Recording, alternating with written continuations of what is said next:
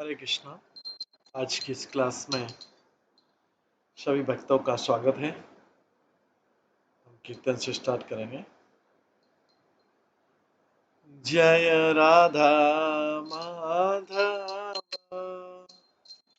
कुंज बिहारी,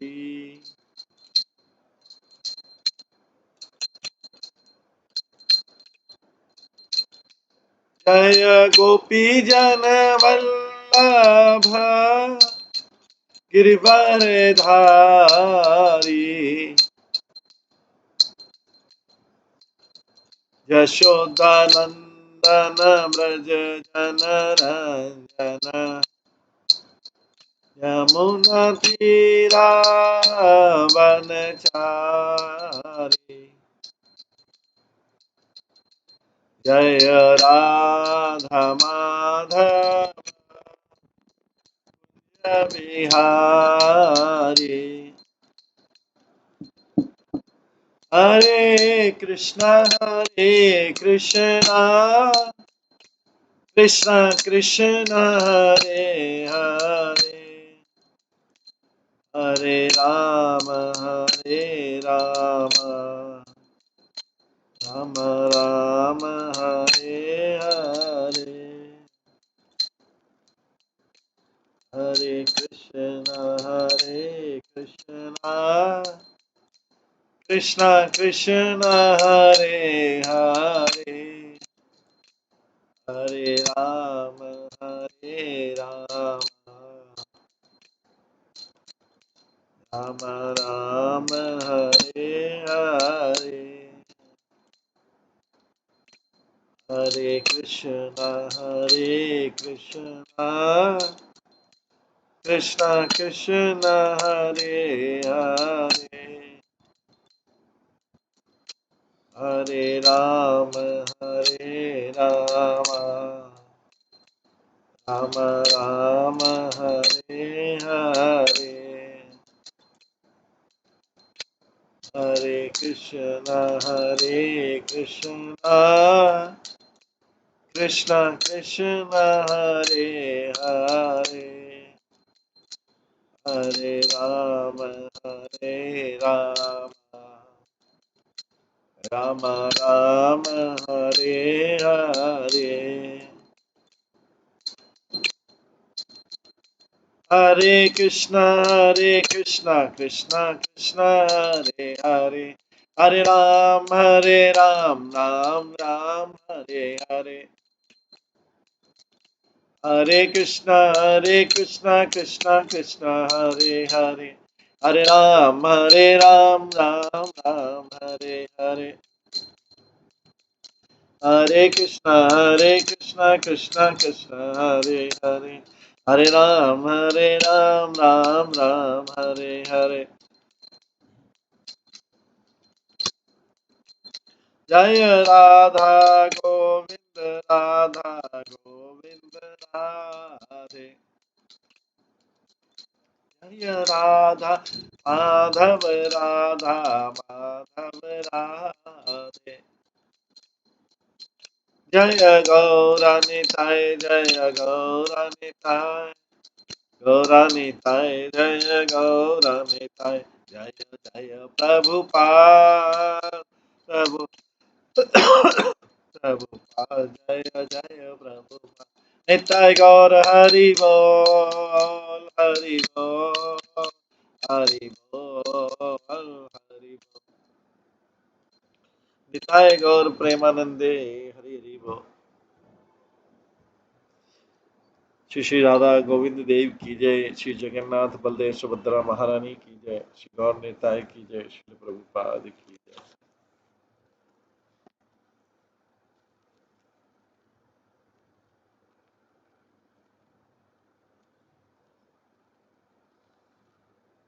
हरे कृष्णा। आज की श्री बृहद भागवत अमृत क्लास में सभी भक्तों का स्वागत है। कल हम श्रवण कर रहे थे श्रीमद् भागवतम श्री बृहद भागवत अमृत के तीसरे भाग के 5वें अध्याय से।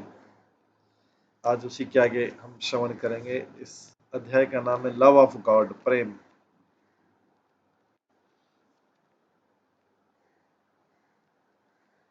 नानात्वमासेरिव वर्तमाने सर्वे स्वरूपे सम्मदर्शन वैकुण्ठलोकादिकमाशु हित्वा नित्यांश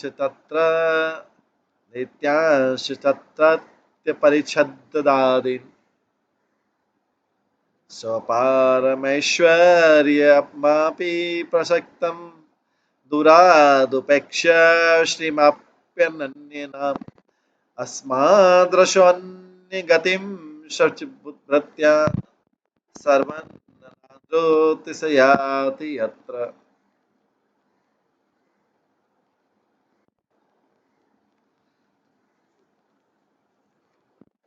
कल हम श्रवण कर रहे थे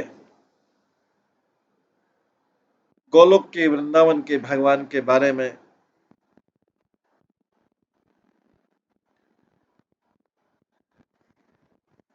जिसमें हमने श्रवण किया था कि गोलोक जो है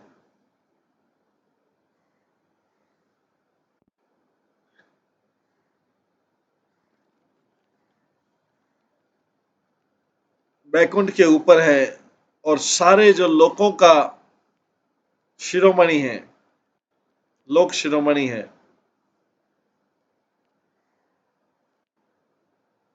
और भगवान हरि के जो सारे कॉन्फिडेंशियल, मोस्ट कॉन्फिडेंशियल भगवत्ता है, उसका प्रदर्शन करता है।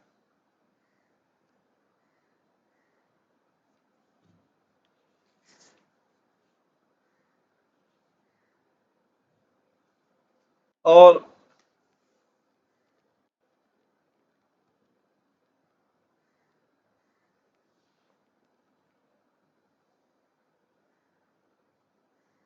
जब भगवान कृष्ण जो गोलोक के भगवान है, वो जब अपनी विविध लीलाओं का आनंद लेना चाहते हैं, शुद्ध लीलाओं का, वो भौतिक जगत में प्रकट होते हैं विशेष स्थान में, और वो अपने सारे अवतारों के साथ में उत्पन्न होते हैं।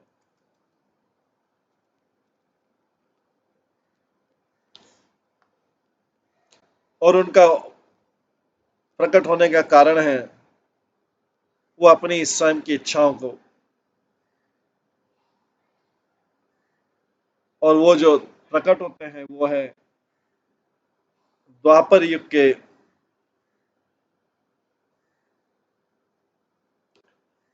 अंतिम सालों में वो इस पृथ्वी पर प्रकट होते हैं।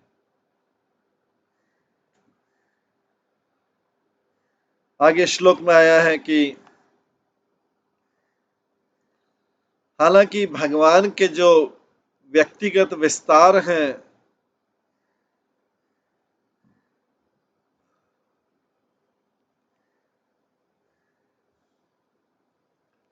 वो कई डिफरेंट प्रकार के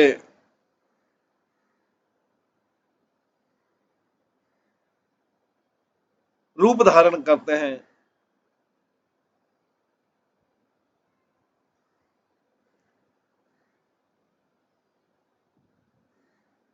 भगवान, लेकिन वो सब भगवान से एक ही सारे अवतार।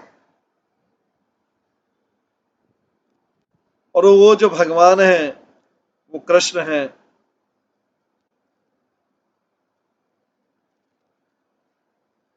वो वैकुंठ और अपने दूसरे लोगों का त्याग कर देते हैं अचानक।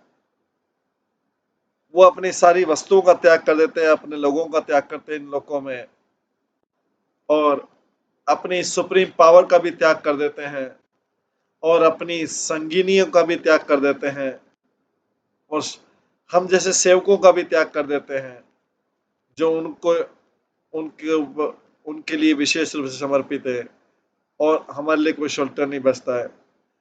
और हम सबको नेग्लेक्ट करके वो अचानक भौतिक जगत में चले जाते हैं प्रकट होने के लिए। तो तात्पर्य जो है, भगवान विष्णु के सारे विस्तार वो सब के सब भगवान विष्णु, उनके सारे विस्तार कृष्ण में समाहित है। जब कृष्ण इस मथुरा गोकुल में आते हैं, भौतिक जगत में, वो अपने सारे विस्तारों को अपने साथ में लेके आते हैं। वे सब उनसे अभिन्न हैं, पर उनका सबका अलग अलग परिचय भी है, व्यक्तिगत परिचय भी है। जैसा कि शब्द आदि आदि कम से बताया गया है,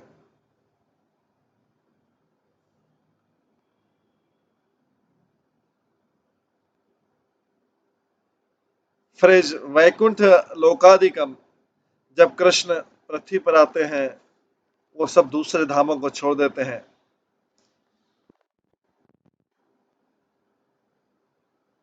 स्वर्ग लोक से लेकर वैकुंठ तक, वो उसके आसपास की सारी वस्तुओं को भी छोड़ देते हैं, उन स्थानों के, उनके आना में, उनके आभूषण, उनके महल, उनके हथियार, उनके सिंहासन को छोड़ देते हैं। इस प्रकार से सारी चीजें छोड़ देते हैं। उनके सेवकों को, उनके पार्षदों को भी छोड़ देते हैं। वो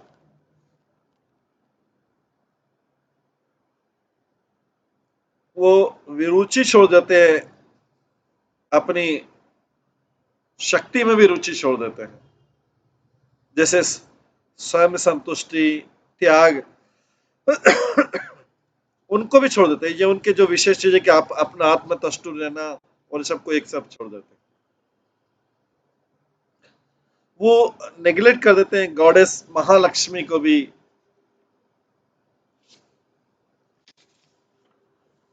देवी महालक्ष्मी को भी छोड़ देते हैं,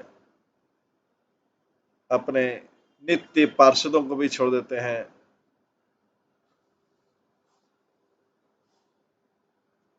और उन लोगों को भी छोड़ देते हैं,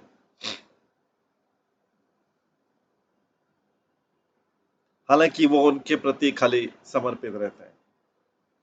अन्ये सहन्यत्र लभ्यते यत् लब्धुं सुखं श्रीमथुराब्रजे तत्रत्य लोके रुचितः स्वभावे साकं यथेच्छं नितरां विहत्य।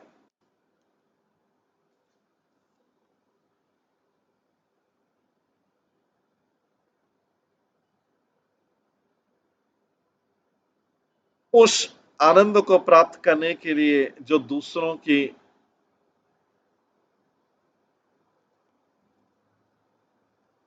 संगति में प्राप्त नहीं किया जाता है, वह मथुरा के ब्रज में खेलते हैं अपने वहां के निवासियों के साथ में। उन मथुरा के निवासियों का वही स्वभाव है जो जिस स्वभाव को भगवान लाइक करते हैं।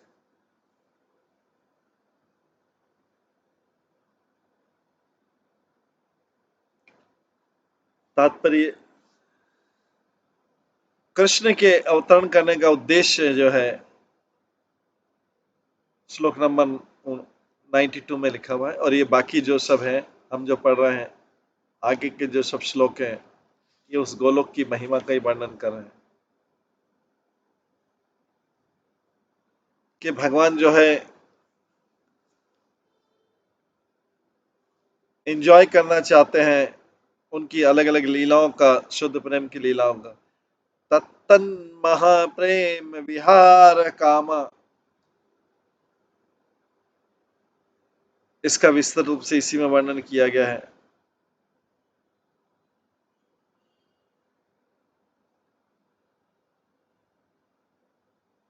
जो ब्रजभूमि है, ब्रजभूमि के जो भक्त हैं, वो कृष्ण को संतुष्ट कर पाते हैं उनके प्रिय लीलाओं में। जो ब्रजभूमि के भक्त, खाली वही उनको संतुष्ट कर पाते हैं उनकी अलग अलग लीलाओं में। इसलिए जो पृथ्वी पे जो गोकुल है, इसलिए पृथ्वी पे जो गोकुल है, उसमें जो परफेक्शन पाया जाता है, जो सिद्धि पाई जाती है, वो इवन गोलोक के आध्यात्मिक आकाश में भी नहीं है। गोलोक के आध्यात्मिक आकाश में भी नहीं है। आगे बनाता है, तदा तनानाम दृढ़ भक्ति भाग्य विशेष भाजाम जगतामि साक्षात् दृश्यो भवेन्नु नमनन्य काला प्रादोष कृतेनात्म कृपा भरेण।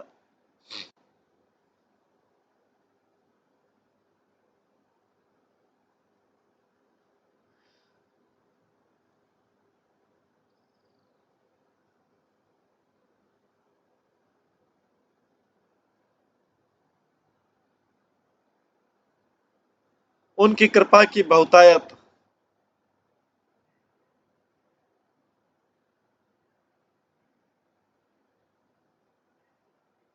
उनकी कृपा की बहुतायत जो पहले कभी भगवान ने बताई नहीं है, वो तब डायरेक्टली विजिबल हो जाते हैं, दृश्य होते जाते हैं।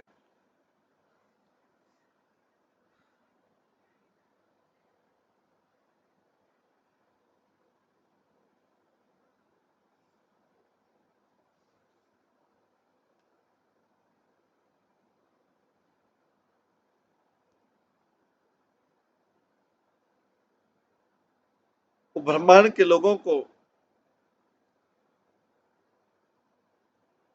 उस समय डायरेक्टली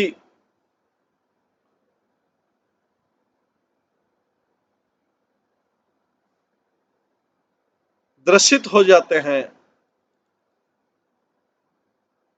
जिनका बहुत बड़ा सौभाग्य है और उनके प्रति दृढ़ भक्ति।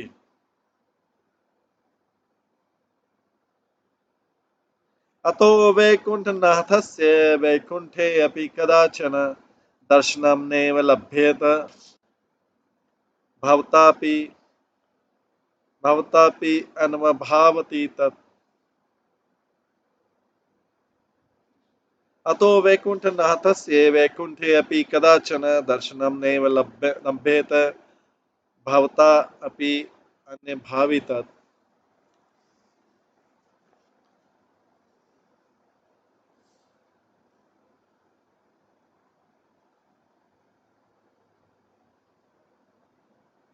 इसलिए कई बार देखा जाता है कि वैकुंठ के भगवान वैकुंठ में नहीं है। तुमने तो स्वयं देखा होगा। तो तात्पर्य में कई बार भगवान नारायण जो है अपने धाम से चले जाते हैं, मटिल वर्ल्ड में, भौतिक जगत में चले जाते हैं। जैसे भौतिक गोप कुमार ने स्वयं अनुभव किया था जब वो गोप कुमार वैकुंठ में था। अतः वर्षस्य तत तत लोक वृतांता तत्पर वैकुंठ नायकम केचित शास्त्र शीर्षम परे।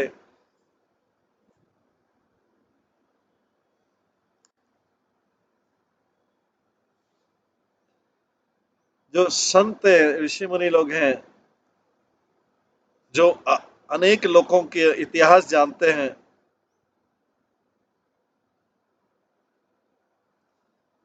वो इस प्रकार भगवान कृष्ण को अलग अलग तरीके से वर्णित करते हैं।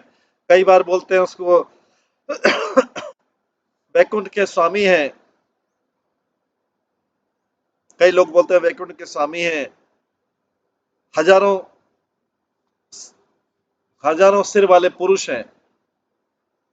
और बाकी लोग क्या बोलते हैं, नारायणम नर सखम के अपि विष्णुम च केचन क्षीरोदशायनम त्वन्नेकेशम मथुरापुरे अवतीर्ण वदन अवतीर्ण वदन्तार्यः अवन्ति अवतीर्ण वदन्तार्य स्वसमति अनुस्तरः स्वसमत्यनुसारतः निर्णीतेश्वर महात्म्य माधुर्य अवलोचन। कुछ सोचते हैं, कुछ संत सोचते हैं कि जो भगवान अवतरित हुए मथुरा सिटी में वो नारायण हैं, नर के मित्र हैं। कुछ सोचते हैं कि भगवान विष्णु हैं, कुछ सोचते हैं कि केशव हैं जो क्षीर सागर में लेटते हैं। इसलिए जो जो अनुयायी हैं वैदिक रीति के अनुसारी है, वो कृष्ण के का जो अवतरण है वो अपने अपने तरीके से अपनी अपनी समझ से वर्णन करते हैं।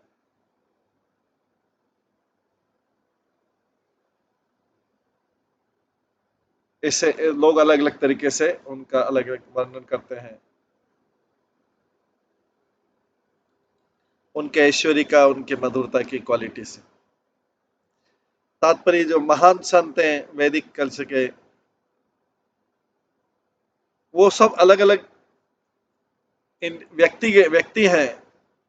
सबका अपना अपना अलग अनुभव है और विचार है जो वैदिक मंत्रों में उल्लेखित होता है। वैदिक मंत्रों में हम सुनते हैं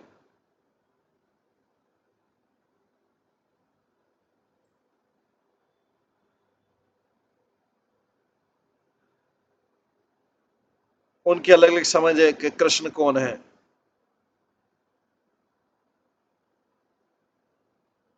इस इन वाक्यों के अनुसार कृष्णस्तु भगवान स्वयं, कृष्ण जो है स्वयं मूल भगवान है, जैसा कि श्रीमद् भागवतम में दिया गया है। कुछ सोचते हैं कि ये तो वैकुंठ के भगवान हैं जो मथुरा सिटी में आते हैं। कुछ कहते हैं सह सहस्त्र सरसिस्रम ब्रह्म लोकाधिष्ठितम, भगवान जो हजारों सिर वाले हैं, जो ब्रह्मा के लोक पे राज्य करते हैं। और कृष्ण को उन हजार मुख वाले विष्णु से परिचित किया जाता है। कुछ लोग कहते हैं कृष्ण जो है, कृष्ण को नर नारायण का अवतार मानते हैं। कुछ लोग कृष्ण को नर नारायण का अवतार मानते हैं। कौन नर नारायण? जो धर्म और मूर्ति के पुत्र हैं। तावैमा ताविमा वै भागवत हरेर अंश इहागतो भारव्यसावेव च भुवा कृष्ण यदु कुरुद्वाहो।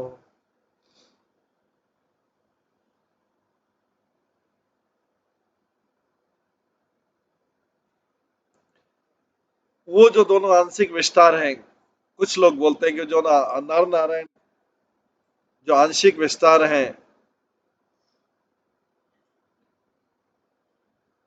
पूर्ण पुरुषोत्तम भगवान वो अभी यदुवंश में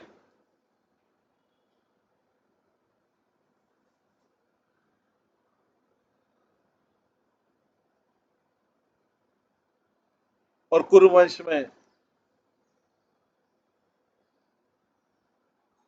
कृष्ण और अर्जुन के रूप में उत्पन्न हुए हैं, इस जगत का भार कम करने के लिए। कुछ लेकिन और कुछ और संत कहते हैं कि जो कृष्ण ये सेम है, जो लॉर्ड केशव हैं, जो क्षीर सागर में भगवान केशव निवास करते हैं, वही कृष्ण। वो भागवतम के दूसरे स्कंद के 7वें अध्याय के 26वें श्लोक में जो वर्णन है उसके बारे में बोलते।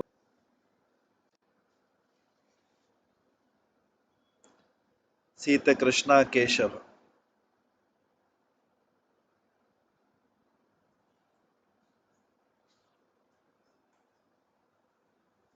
कहते हैं कि जो क्षीरोदक्षा विष्णु हैं, उन्होंने ही कृष्ण बलराम को क्रिएट किया है।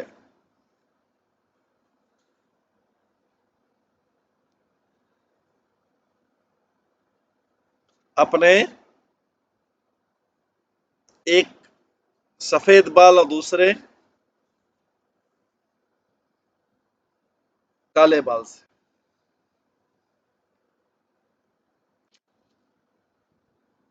भगवान क्षीरदक्षा विष्णु को बोला जाता है केशव,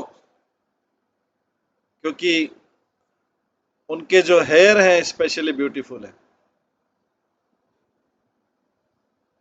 और विष्णु पुराण तो और क्लियरली बोलता है, उज्जहरान मतः केशो सीत कृष्णो महामुने। महान संत भगवान विष्णु ने, क्षीरदक्षा विष्णु ने अपने सिर से दो बाल निकाले, उसमें से एक व्हाइट था और एक ब्लैक था। लेकिन श्री रूप गोस्वामी लघु भागवत अमृत में बोलते हैं, वो अंडरस्टैंडिंग देते हैं इस बालों की। वो बोलते हैं कि कृष्ण है कि ब्यूटीफुल ब्लैक हेयर है कृष्ण की केशा, और वो हमेशा सजाए रहते हैं। सजाने का मतलब शीत। और क्योंकि जो है भगवान है हमेशा युवा रूप है, और वो कभी भी ओल्ड नहीं होते हैं, ग्रे हेयर नहीं होते हैं।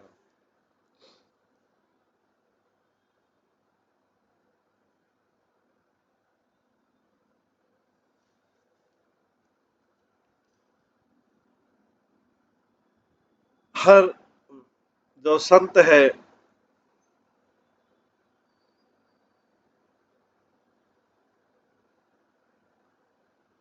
हर साधु जो है,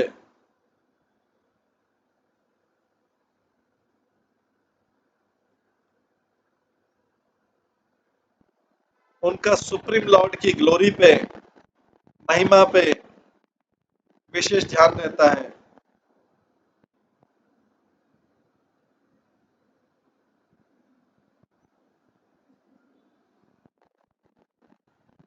और वो अपना ध्यान में भगवान का एक विशेष रूप का साक्षात्कार करते हैं।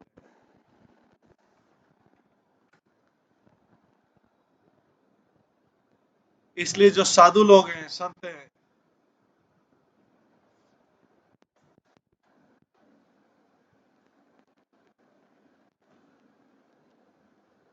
स्वाभाविक रूप से वर्णन करते हैं।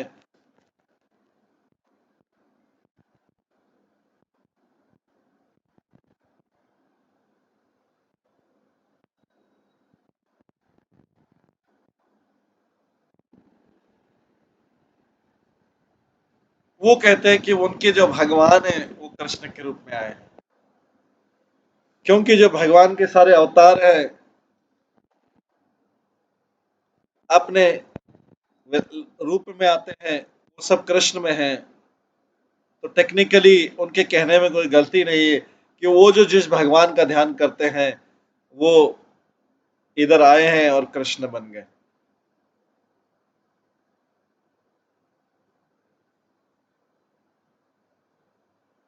उनके भगवान ही, क्योंकि उनके भगवान तो आते हैं कृष्ण के अंदर आते हैं। तो जिस जिस भगवान के रूप का ध्यान करते हैं वो कहते हैं कि वो भगवान कृष्ण के रूप में है। वास्तव में ये सब चीजें बताती कि कृष्ण जो है पूर्ण पुरुषोत्तम भगवान है, और उनके जो सारे रूप हैं वो उनसे अवतरित होते हैं। तो कोई व्यक्ति के मन में प्रश्न आ सकता है कि इतने सारे संत ऋषि मुनि हैं, उनके बारे में अलग अलग, सबके कृष्ण के परिचय के, मैंने सबका कृष्ण के परिचय के बारे में उनके जो डिफरेंट ओपिनियन है।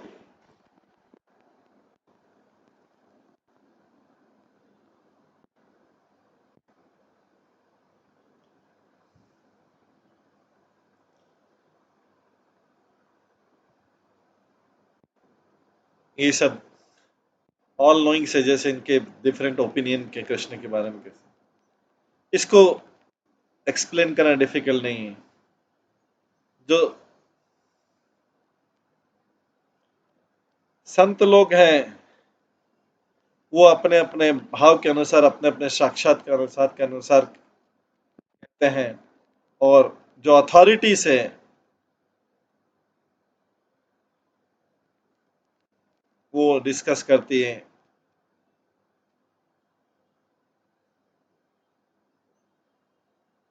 जिस भगवान के जिस भी अवतार को समझते हैं। बट किंतु ये जो अलग अलग लोग हैं, क्या ये पूरी वास्तविकता को समझ पाते हैं? यस, ये आर्य हैं।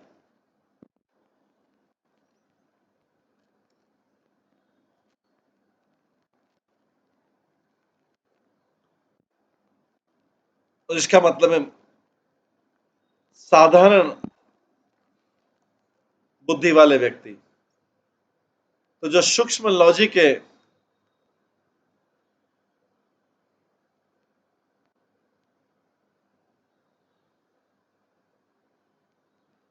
जो सूक्ष्म तर्क वाले लोग हैं, जो कृष्ण का परिचय पा पा जो सूक्ष्म तर्क वाले लोग हैं, वो लोग कृष्ण का वास्तविक परिचय नहीं पा पाते हैं।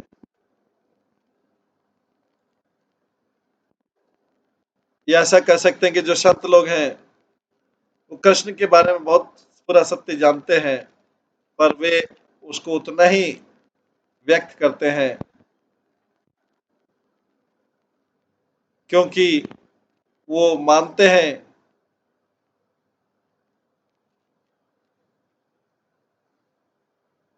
कि वो भगवान के जिस अवतार का वर्णन करते हैं, उस अवतार से सारे जो सोचते हैं वैसा वर्णन करने से भगवान के सारे अवतारों का वर्णन हो जाता है। किंतु स्वयं स एव किंतु स्वयं से एव श्री गोलोकेशु निजम पदम भूर्लोकस्थं अपि कृता विशेषेर भूर्लोकोस्थानमपि क्रीडा विशेषेर भूषयेत् सदा।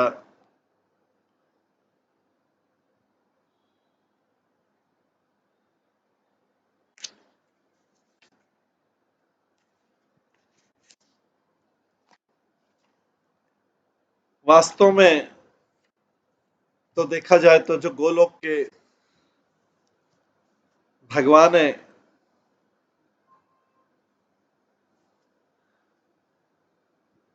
वो नित्य रूप से अपना स्वयं के धाम को बहुत इस भूलोक में संवारते हैं और अपने स्वयं की लीलाओं का आनंद लेते हैं। तात्पर्य सारे दूसरे विचारों को सुना के कि कृष्ण क्यों आते हैं, अब नारद मुनि अपना स्वयं का विचार व्यक्त करते हैं। नात्र को अपि अस्ति भिन्नो यत् तत्रत्य जनवल्लभः अधवस्त्वं च तत्रस्य तद गोप्यम किंचित उच्यते।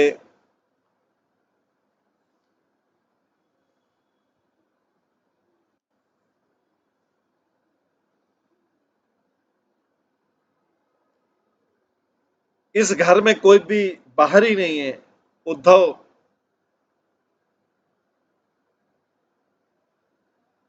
नारद मुनि कहते हैं इस घर में कोई भी बाहरी नहीं है। द्वारका में ब्रज को बोले इस घर में कोई भी बाहरी नहीं है। उद्धव तो ब्रजवासियों को बहुत प्रिय है और तुम तो ब्रज से ही हो, इसलिए मैं कुछ गोपनीय रूप से अब तुमको बोल सकता हूँ। तात्पर्य में पिछले श्लोक में नारद मुनि ने गोलोक की महिमा का वर्णन किया और अगले श्लोक में वो भगवान की महिमा के ऐश्वर्य का वर्णन करते हैं। टेक्स्ट 88 में नारद मुनि इस विषय को बहुत संक्षिप्त वर्णन करते हैं, जब वो कहते हैं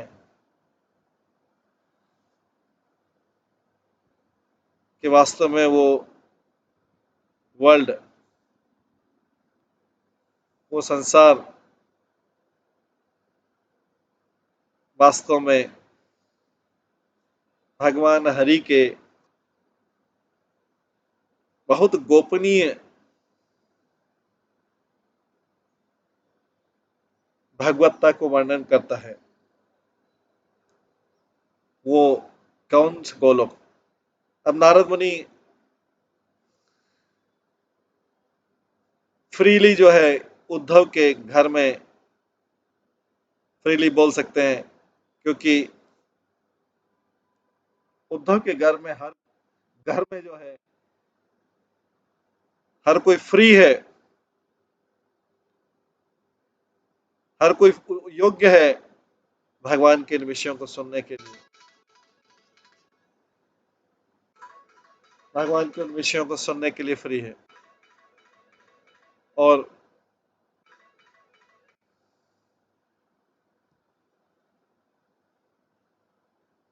हर कोई जो वहां पे बैठा है उसका भगवान के प्रति विशेष प्रेम है, इसलिए भी नारद मुनि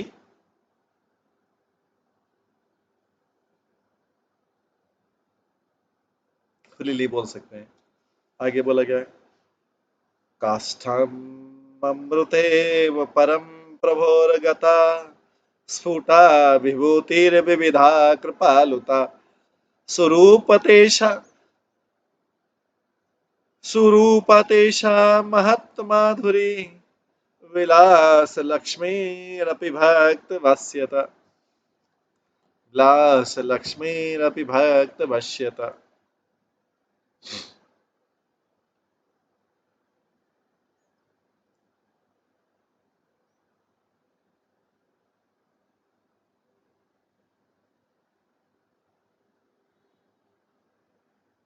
उस ब्रज भूमि में भगवान के जो ऐश्वर्य हैं, इस ब्रज भूमि में भगवान के ऐश्वर्य अपनी चरम सीमा पे,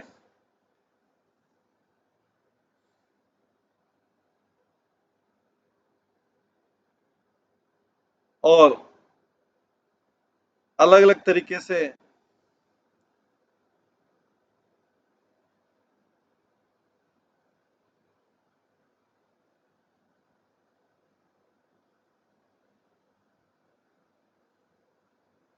उनकी कृपा, उनकी सुंदरता, उनकी मधुरता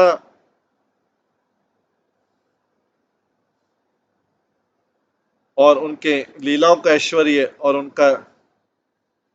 उनकी अधीनता भक्तों के प्रति,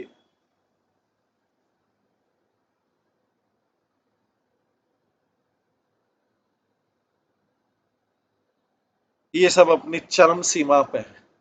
भक्त वत्सलता।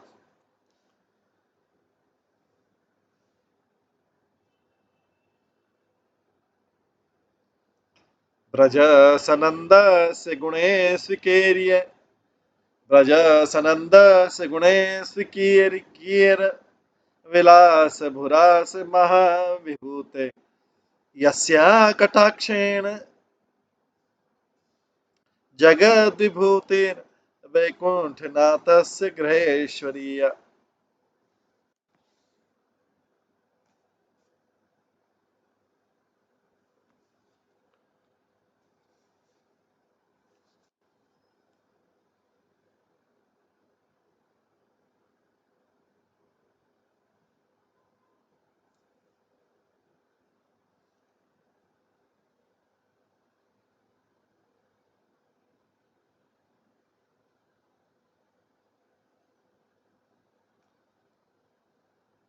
जो नंद महाराज की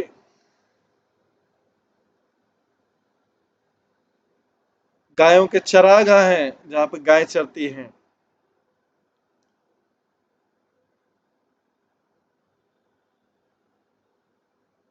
जो अपने लक्षणों में विशेष हैं,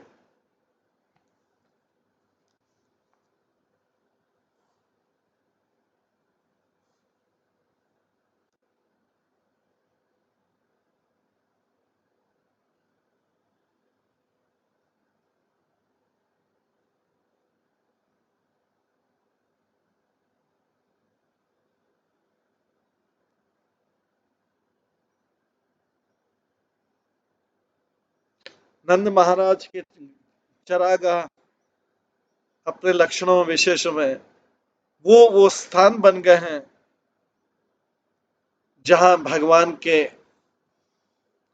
उच्चतम ऐश्वर्य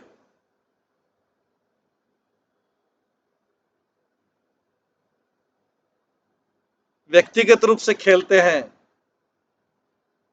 और उन ऐश्वर्यों के केवल कृपा दृष्टि भौतिक जगत की महिमा बन जाती है।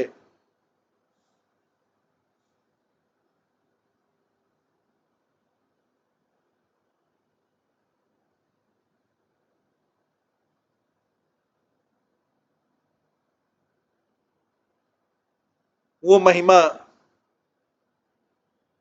वैकुंठ के भगवान की दासी बनती है।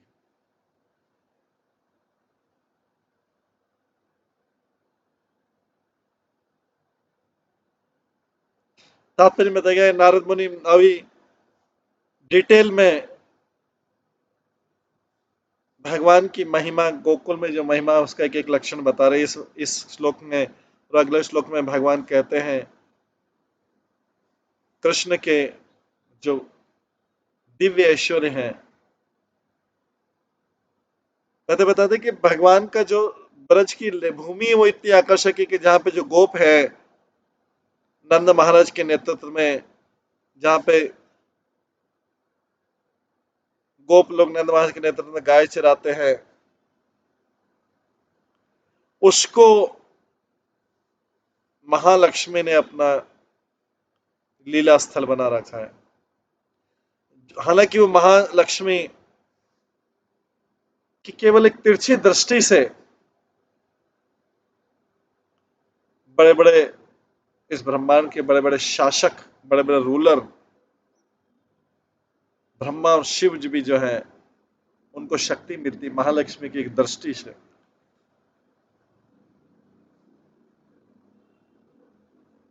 वो भी व्रज के इस जेंटल चार्म से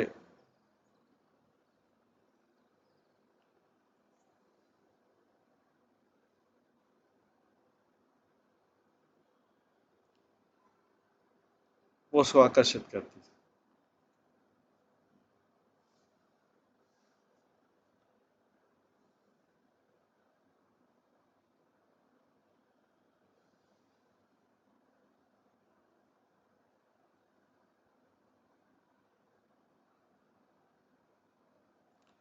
और अगर ये गोकुल के जो ऐश्वर्य हैं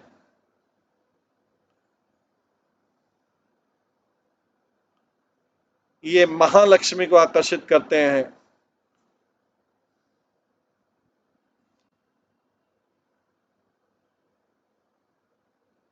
जो स्वयं इस सारे जगत को अपनी तरफ आकर्षित करती है, तो वो ऐश्वर्य जो है ब्रह्मा रुद्र से भी बड़ा होना चाहिए, सारे देवताओं से बड़ा होना चाहिए। और क्योंकि महालक्ष्मी वो ब्रज में आती है, पृथ्वी के ब्रज में आती है और वैकुंठ की भगवान की पत्नी है, तो जो वैकुंठ के ऐश्वर्य हैं, ब्रज के ऐश्वर्य, वो वैकुंठ के ऐश्वर्य से भी बड़े होने चाहिए। वैकुंठ में लक्ष्मी की कई रिस्पॉन्सिबिलिटीज हैं। वैकुंठ में लक्ष्मी जी की कई जिम्मेदारियां हैं भगवान नारायण के घर में, पर ब्रज में वो एंजॉय करती है सारे समय। तो ब्रज की लक्ष्मी के जो सारे ऐश्वर्य हैं वो ब्रज में पूरी रूप से प्रदर्शित होते हैं। जैसे सुखदेव गोस्वामी 10वें स्कंद के 5वें अध्याय में बोलते हैं ततारभ्यनंदस ततारभ्यनंदस्य ब्रज सर्व समृद्धिमा हरेर्निवासात्म गुणाति राम क्रीडम अभुम नृप। और महाराजा परीक्षित, नंद महाराज का जो घर है वो वास्तव में नित्य रूप से पूर्ण पुरुषोत्तम भगवान का निवास स्थान है। और उनकी जो आध्यात्मिक गुण है वो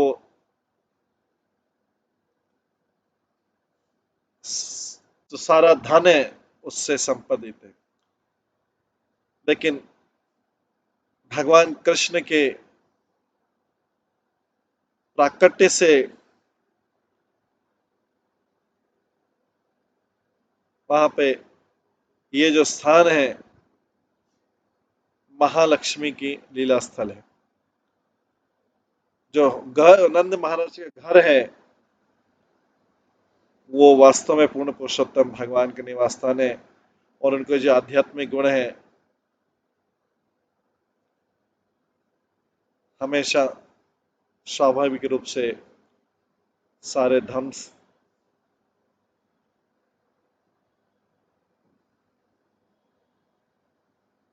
सारे धन के ऐश्वर्य से संपन्न है।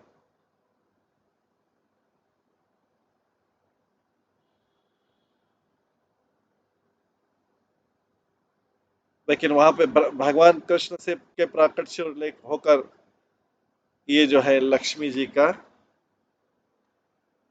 लीलाओं का स्थल बन गया है। यस्येक वृक्ष अपि निजेन केनचित् द्रव्येण कामास्तु नेतर्थिनोऽखिला तथापि ततन्य सदा प्रकाशेत ऐश्वर्यन्मेष सविहार विघ्नतः।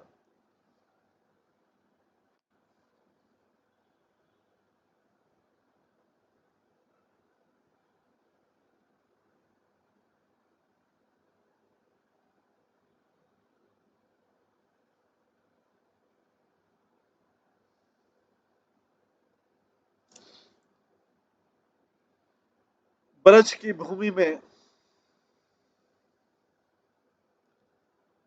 कोई सा भी वृक्ष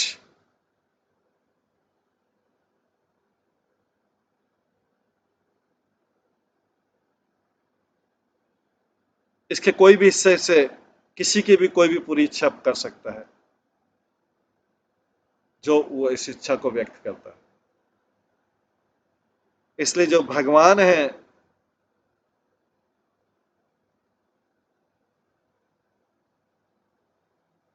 कभी भी अपने ऐश्वर्य को पूरा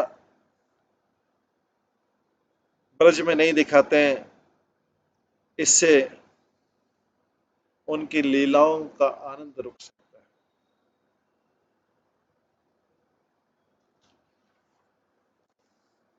तात्पर्य एक साधारण उदाहरण के रूप में कि ब्रज का कितना ऐश्वर्य है कि वहां पे जो वृक्ष हैं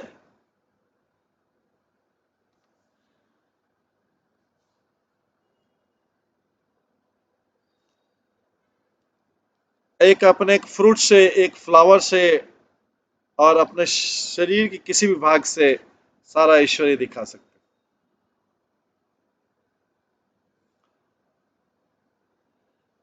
हैं। ट्री जो है अपने एक फ्रूट से एक फल से वहां पे सारी सबकी सारी इच्छाएं पूरी कर सकता है। अपने फ्लावर से अपनी सारी इच्छा पूरी कर सकता है या वृक्ष के कोई विभाग से सबकी इच्छा पूरी हो। दूसरे शब्दों में कोई व्यक्ति जो इन वृक्षों को अप्रोच करता है उसकी लाइफ की सारी इच्छाएं पूरी हो जाती है। ये श्रीमद् भागवत में बताया गया है। भगवान स्वयं बोलते हैं पत्र पुष्पम फल छाया मूल वाक्या दारु भी गंध निरस्य भस्मास्थि लोकमयी कामान वितन्वते। ये जो वृक्ष हैं अपनी पत्तियों से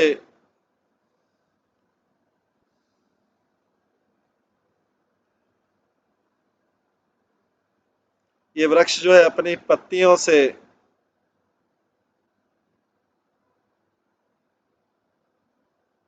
किसी की भी सारी इच्छाएं पूरी कर सकते हैं। अपने फलों से फूल पुष्पों से सबकी इच्छाएं पूरी कर सकते हैं। अपने फलों से कर सकते हैं।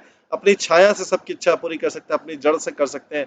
अपनी बार्क मतलब जो वृक्ष का छिलका रहता है उससे कर सकते हैं। और अपनी लकड़ी से कर सकते हैं। और अपनी सुगंध से अपने रस से अपनी राख से अपने पल्प से और अपने शाखाओं से सबकी इच्छा पूरी कर सकते हैं। जब वृक्ष के जो इतने अद्भुत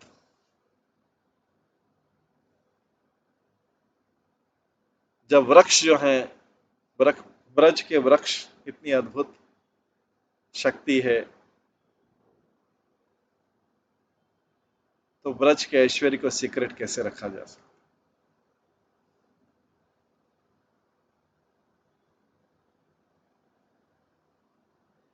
और तब कैसे ब्रज एक तो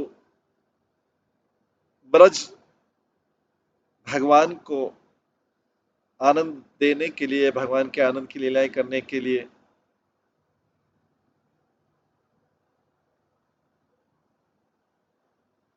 एक सामान्य व्यक्ति के रूप में क्रीड़ा स्थली कैसे हो सकता है? ब्रज सुटेबल है, ब्रज भूमि उचित है, क्योंकि भगवान जो है वो अपने जो अपुलेंस हैं वो केवल गुप्त स्थान में ही प्रकट करते हैं,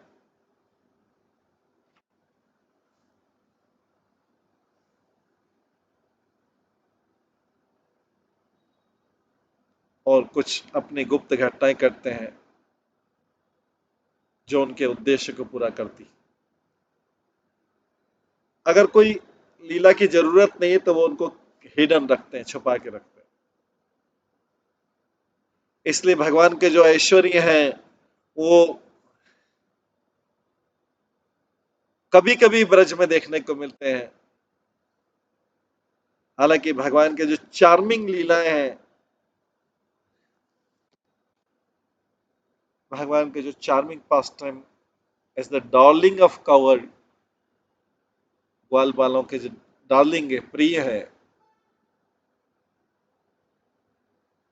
वो हमेशा विस्तार करते रहते हैं।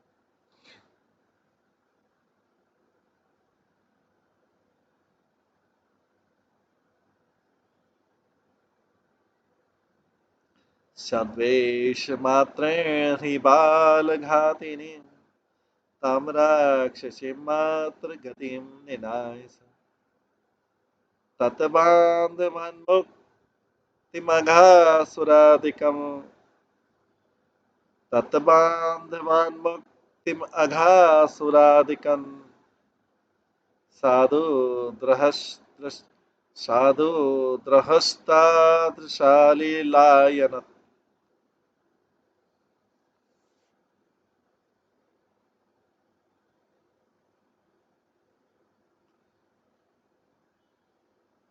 सिंपल जो बाल घातिनी है, उसने अपने स्वरूप को छुपा के और अपने आप को एक रिस्पेक्टेबल व्यक्ति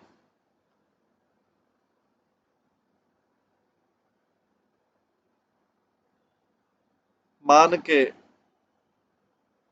भगवान ने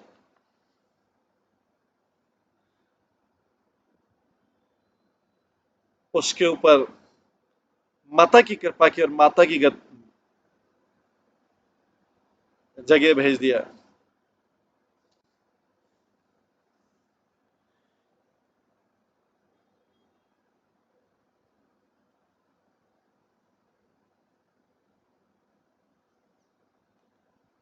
इसी प्रकार के लीलाओं से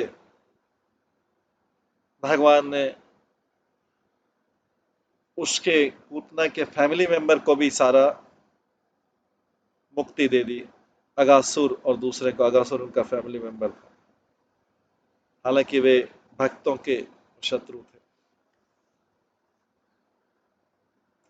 तो तात्पर्य भगवान कृष्ण की लीलाओं में कृष्ण बताते हैं कि उनकी कृपा कितनी है। पूतना ने बहुत अच्छी तरीके से ड्रेसिंग किया था, जैसे यशोदा और उनकी जो दूसरी लेडीज हैं ब्रज की, उनमें से अपने को एक समझे, कल्चर्ड वैष्णव समझे। भगवान को ड्रेस से ही संतुष्टि मिल गई थी। हालांकि पूतना जो है एक बहुत दुष्ट स्त्री थी, उसको भी अरेंज कर दिया भगवान ने ऑस्पिशियस डेस्टिनेशन के लिए, उचित पदवी देने के लिए। इसलिए भागवतम के तीसरे स्कंद में आता है,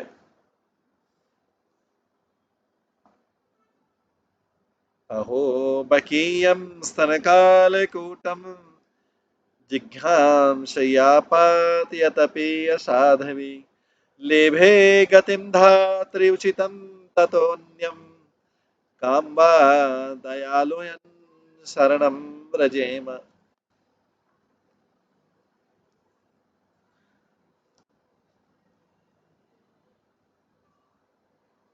उद्धव तीसरे स्कंद में बताते हैं, श्रीमद् भागवतम के तीसरे स्कंद के दूसरे अध्याय में बताते हैं, ओह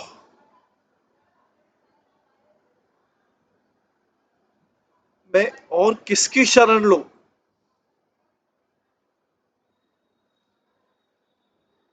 जो आपसे ज्यादा कृपालु है, जिसने शी डेमन मतलब पूतना को भी माता का दर्जा दे दिया, हालांकि वो अनफेथफुल थी और उसने अपने स्तनों में डेडली पॉइजन लगाया हुआ था भगवान को दूध पिलाने की।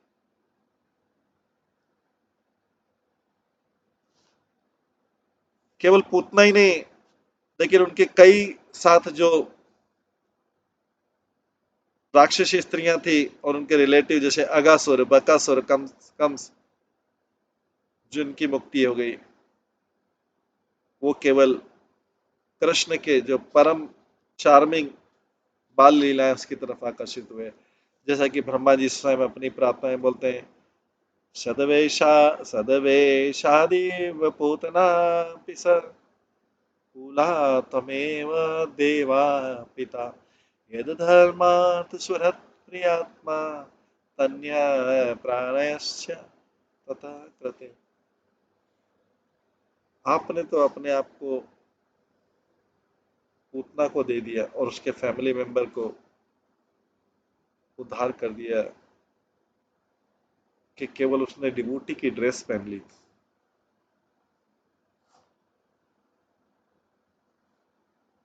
तो अभी जो है, तो वृंदावन की डिवोटी को आप क्या देंगे, जिनका घर, जिनका धन, जिनके मित्र, जिनके संबंधी, जिनका शरीर, जिनके बच्चे और जिनकी जीवन और हृदय केवल आपके लिए समर्पित। ये श्रीमद् भागवतम के 10वें स्कंद के 14वें अध्याय में आता है।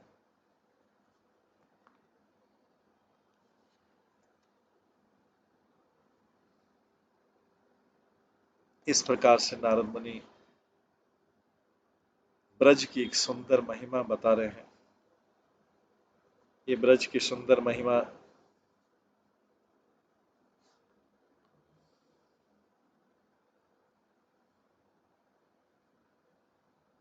ब्रज की सुंदर महिमा बता रहे हैं।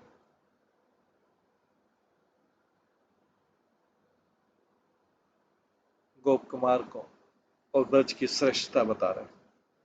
नारद मुनि इसके आगे और भी श्रेष्ठता बताएंगे, वो हम कल की क्लास में श्रवण करेंगे। आज अभी समय हो रहा है, इसको यहीं पे विराम देते हैं। सभी भक्तों का बहुत बहुत धन्यवाद। सब भक्तों के लिए एक बार हरे कृष्ण महामंत्र का जप करते हैं। हरे कृष्णा कृष्णा कृष्णा हरे हरे, हरे राम राम राम हरे। श्री श्रीमद् बृहद भागवत अमृत की जय। श्री प्रभुपाद की।